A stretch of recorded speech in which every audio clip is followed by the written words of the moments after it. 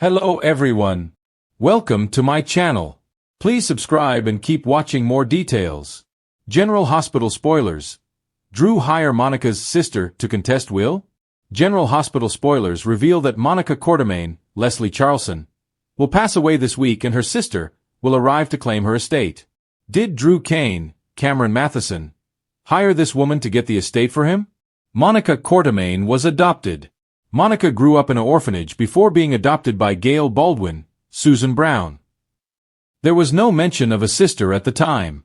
Of course, Monica may not know if she had a sister, but it seems very convenient to have a sister that suddenly appears and tries to claim her estate once she dies. Where did this unknown sister come from and what does she want? The letter from Monica's sister was found under a chair at Drew's house. Martin Gray, Michael E. Knight, discovered it and read the letter. Martin discovered that it was from a long-lost relative, Monica's sister, someone the fans have never heard of. Why was the letter at Drew's? Could Drew be behind it? Monica Quartermaine forbid Drew Cain to use the family name. Drew slept with his nephew's wife in Monica's house. Drew disrespected Jason Morgan, Steve Burton, when he moved into the mansion with his son.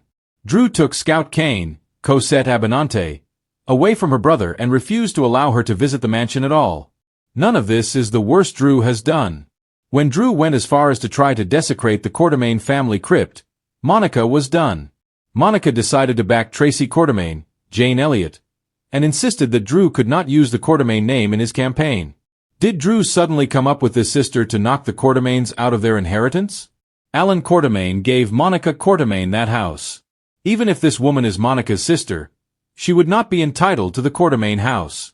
Alan Quartermaine, Stuart Damon, bought that house for Monica. There is no way Monica would do anything to give someone else control over it. Monica would surely have left that house to the Quartermaines in a will. Has Drew found a way to try to work around the Quartermaines to get control of Monica's house? After all, if Drew owned the mansion he could throw Jason, Tracy, Danny Morgan, Asher Antonison, and everyone else out of the house and try to take over the Quartermaine mansion, something Monica clearly would not want. Who will win in the end? Port Charles is no stranger to messy inheritances, contested wills, and family warfare, but the latest twist may be one of the most explosive yet. With Monica Quartermaine's shocking passing still rippling through the family, Drew Cain finds himself at the center of a storm that could pit him against nearly every Quartermaine, and possibly ruin his last chance at holding the family together. But rumor has it, Drew might not fight this battle alone. Instead, he may bring in Monica's so-called sister to contest the will, sending the Quartermaine legacy spiraling into chaos. Monica's death leaves a power vacuum. Monica Quartermaine's death was always going to shake Port Charles to its core. She wasn't just the matriarch of the family. She was the glue that held together decades of dysfunction, greed, and betrayal. With her gone, the question of who inherits the Quartermaine fortune, and the mansion itself, has quickly turned from a legal matter into a potential war zone. Allen's will had long ago divided property and wealth among heirs, but Monica had her own trust, real estate holdings, and the deed to the Quartermaine estate.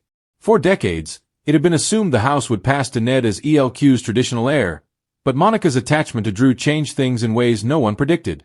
Some documents suggest Monica left Drew a controlling stake in her holdings, though Edward and Tracy's old loopholes may complicate things. Drew faces resistance. Instead of receiving the family's support during his grief, Drew has been met with thinly veiled hostility. Ned resents him for taking over Monica's legacy, Brooke Lynn questions whether Drew is trying to edge out her side of the family, and even Michael is caught in the middle.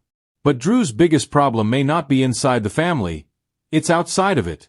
Quartermaine wills are notoriously complex, filled with amendments and codicils stretching back decades.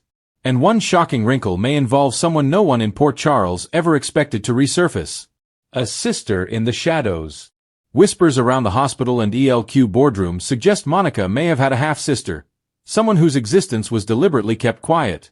The woman in question, rumored to be from Monica's early years before her adoption, could theoretically stake a claim to part of the inheritance. Enter Drew.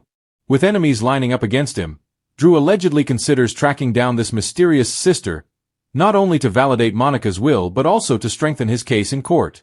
If Monica had a blood relative who could testify to her wishes, it might undermine the Quartermaines who are trying to block Drew's claim.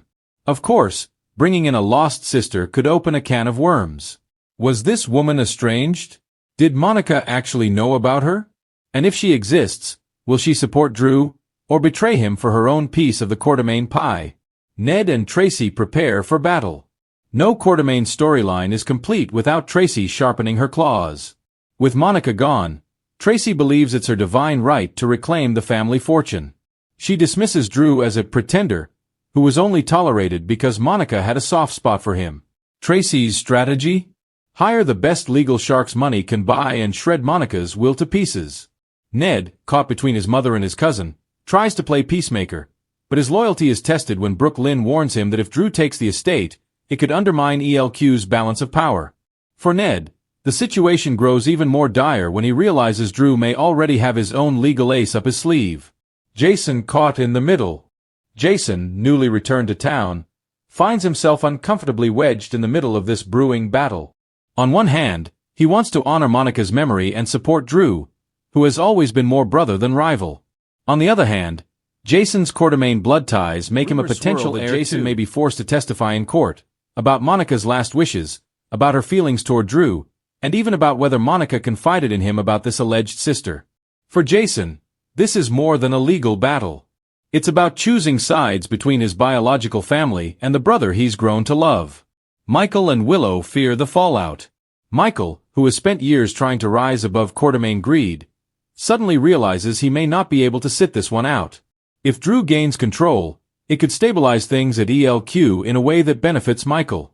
But Willow fears that aligning with Drew could cost Michael his relationship with Ned and Brooke Lynn. At the same time, Willow can't shake her worry about the mysterious sister. Who is this woman, and what does she really want? Who is Monica's sister? Spoilers tease that this so-called sister may not be who she claims to be. In fact, some fans speculate she could be tied to Port Charles's darker side. Could she be connected to the Cassadines, with Helena having manipulated Monica's past for her own amusement? Or could this woman be a con artist working with one of the Quartermaine's enemies? Others believe Monica may have privately supported this woman, leaving behind correspondence that proves she wanted her involved. If so, Drew's gamble might pay off, but only if the woman is loyal. The stakes rise.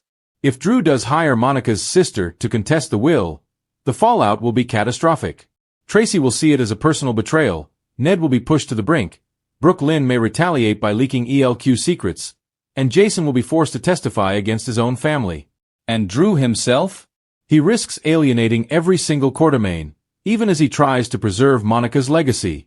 For a man already grappling with guilt over Monica's death and years of Quartermaine dysfunction, the decision could be his undoing. Final twist: ally or enemy? The biggest spoiler of all is this: Drew may not know if Monica's sister is truly on his side until it's too late.